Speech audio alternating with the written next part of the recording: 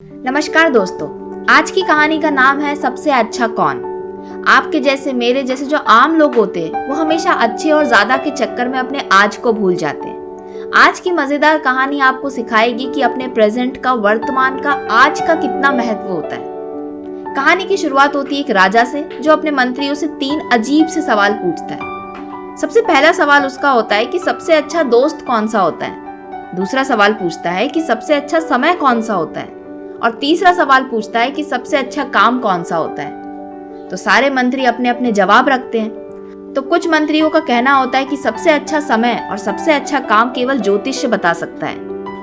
कुछ मंत्री कहते हैं कि सबसे अच्छा मित्र जो है वो मंत्री ही होता है राजा का, क्योंकि वही उसको सबसे अच्छी सलाह देता है कि अपने राज्य को कैसे चलाया जाता है। लेकिन ये सारे जवाबों से राजा संतुष्ट बिल्कुल नहीं होता।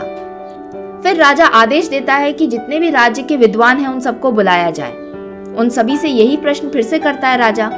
सबके जवाबों को सुनने के बाद राजा फिर भी संतुष्ट नहीं होता। फिर राजा फैसला करता है कि वो खुद एक बड़े विद्वान के पास जाएगा जिसका नाम उसने सुना है लेकिन वो कभी अपने राजमहल में नहीं बुला पाया।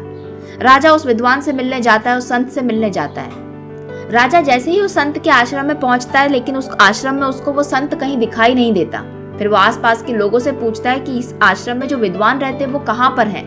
तो सब लोग का जवाब एक ही होता है कि वो खेत में काम कर रहे हैं। राजा का मन इतना आतुर होता है सवालों के जवाब जानने के लिए वो खुद खेत में चलकर चले जाते हैं। खेत में देखते हैं कि एक बूढ़ा व्यक्ति बीज बोने का काम कर रहा होता है। राजा उस व्यक्ति के पास जाते हैं और कहते हैं, क्या आप वही संत और विद्वान हैं जिसके बारे में मैंने सुना है?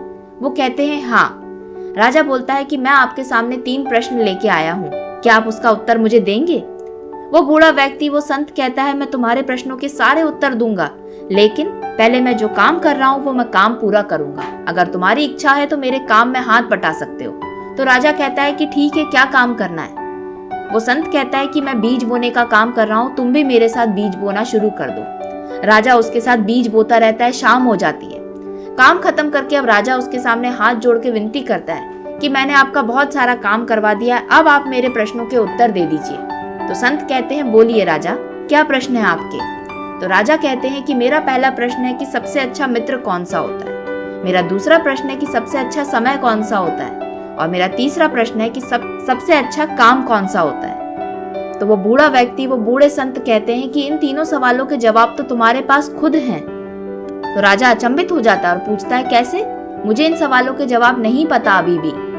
तो वो बूढ़ा व्यक्ति जैसे ही समझाने वाला होता है तभी एक चिल्लाने की आवाज आती है। राजा यहाँ वहां देखता है तो एक घायल व्यक्ति उसके पास आता है और उसके पांव पकड़ लेता है। राजा, मुझे माफ कर दीजिए, मुझे बचा लीजिए अपनी सेना से। तो राजा बोलते हैं, क्या हुआ?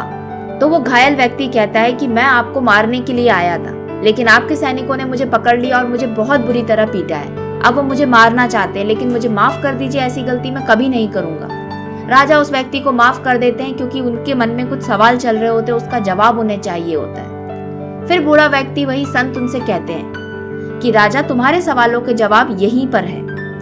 आज ये व्यक्ति तुम्हें मारने आया था लेकिन तुमने इसे माफ कर दिया और अब ये घायल इंसान तुम्हारा दोस्त बन चुका है। तुम्हें कभी नहीं मारेगा बल्कि तुम्हारी मदद करेगा। तो संत कहते हैं, राजा, सबसे अच्छा समय वर्तमान होता है, अभी का समय। जब तुम यहाँ पर मेरे पास आए उस समय में मैं जो काम कर रहा था तुमने वही काम किया। तुमने ये सब नहीं सोचा कि मुझे आगे क्या करना है और मैं पीछे क्या काम करके आया हूँ। फिर संत कहते हैं कि सबसे अच्छा काम वो काम होता है जो आपको तुरंत मिलता है। आज मैंने तुमको एक काम दिया, तुमने तुरंत उस काम को स्वीकार किया, तो यही काम सबसे अच्छा काम है।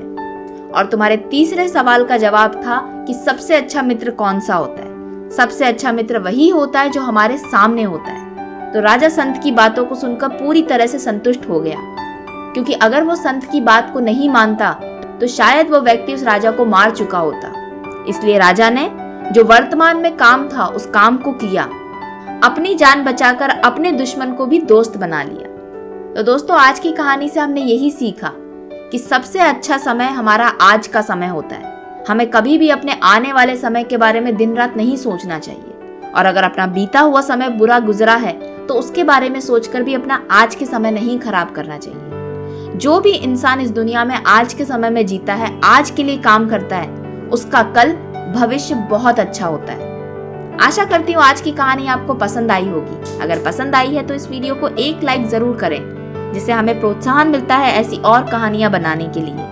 मिलते हैं किसी अगले वीडियो में, जहाँ पर सुनेंगे एक और नई कहानी को, एक और छोटी सी कहानी को, जो हो सकता है आपके जीवन में एक छोटा बदलाव लेकर आए।